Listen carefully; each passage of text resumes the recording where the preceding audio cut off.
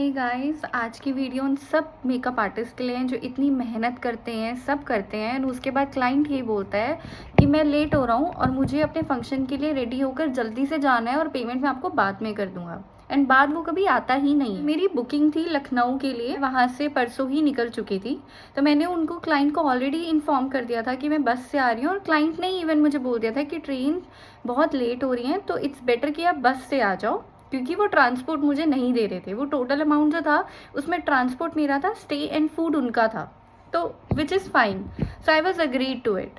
And then later on जब मैं वहाँ पर, मैंने उनको 10 दिन पहले ही बता दिया कि मेरी ये टाइमिंग होगी, मैं अर्ली चेक इन की रिक्वेस्ट, तो मैंने उनको ये बोला कि आप प्लीज़ एक बार रिक्वेस्ट करो होटल से, एंड वो कुछ ना कुछ सॉल्यूशन देते हैं, क्योंकि जहाँ पे आपके 15 रूम बुक है ऑलरेडी, लिवरेज दे देते हैं। तो क्लाइंट ने बोला ठीक है, I will arrange it for you. 10 दिन बाद यहाँ से निकली तो मैंने उनको बता दिया कि मैं 7 बजे पहुँच जाऊँगी, दिस इज़ अ रिमाइंडर, तो आप प्लीज़ उनसे, आपने चेक किया है नहीं किया तो आप प्लीज़ कर लो होटल से। तो व्हाट शी सेड, मैं यहाँ पे चैट पूरी लगाऊंगी ऊपर,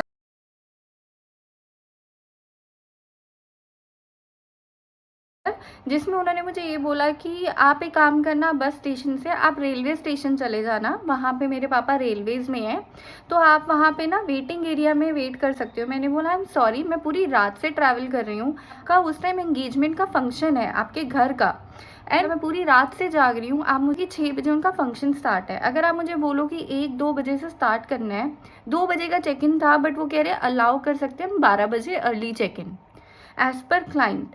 तो मैंने कहा कि नहीं, दिस इज़ नॉट पॉसिबल, आप एक काम करो, आप मुझे नंबर दो, अदर देन मैं आपको नंबर दूँ, आप ऑनलाइन निकाल लो होटल के नाम से। तो मैंने होटल के नाम से बस में ही बैठ के ये असाइनमेंट किया कि मुझे अब होटल वाले को कन्विंस करना है अपने लिए, विच आई डिड। एंड उन्होंने मुझे अलाउ कर दिया 8 बजे सुबह की। उन्होंने बोला कि कोई बात नहीं, आप चेक इन कर लो।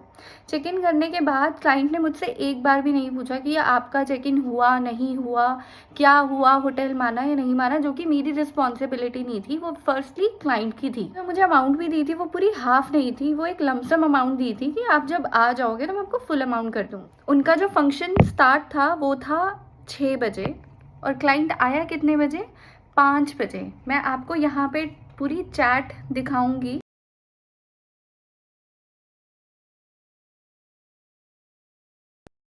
जिसके अंदर जब क्लाइंट आया ही नहीं, 5 बजे आया और वो जल्दी से रेडी होकर जाना है। अब वहाँ पूरा मेकअप हो गया, सब हो गया, उसके बाद मेरे को इतनी वेट कराई उन्होंने। मेरी बस बुक थी वहाँ से आने की, सेम डे की, वो मेरी कैंसिल हुई, क्योंकि इन लोगों ने इतना ड्रामा क्रिएट कर दिया कि हम इतना अमाउंट नहीं दे सकते, प्लीज़ आप थोड़ा लमसम अमाउंट ले लो, आप थोड़ा सा कम कर लो, वी कांट अफोर्ड। गाइस, मैं ये नहीं बोल रही हूँ कि आप अफोर्ड नहीं कर सकते हो या क्या, अगर आपको प्रेफरेंस इतनी नहीं है, आपको ब्रांडेड मेकअप नहीं चाहिए, तो आप कोई और मेकअप आर्टिस्ट देखो जो सस्ते में कर दे। अगर आपकी कोई एक budget, I respect your budget, but अगर आपका बजट कम है और आपको मेकअप चाहिए अच्छा, तो फिर आपको कहीं ना कहीं आपको भी कॉम्प्रोमाइज़ करना होगा।